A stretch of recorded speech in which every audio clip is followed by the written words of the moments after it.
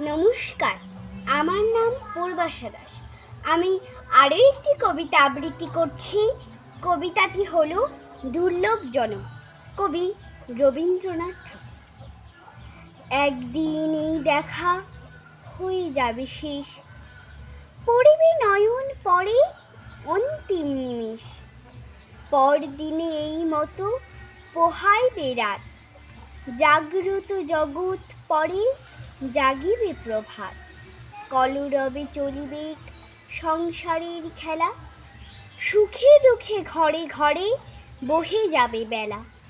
সে কথা স্মরণ করি নিখিলের পানে, আমি আজি চেয়ে আছি উৎসুক নয়নে।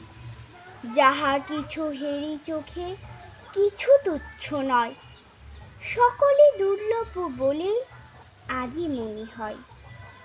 দুর্লভ এ ধরনের ল্যাশতম স্থান, দুর্লভ এই জগতের ব্যর্থতম প্রাণ। যা পাইনি তাও থাক, যা পেয়েছি তাও তুচ্ছ বলে যা চাইনি তাই মরে দাও। ধন্যবাদ।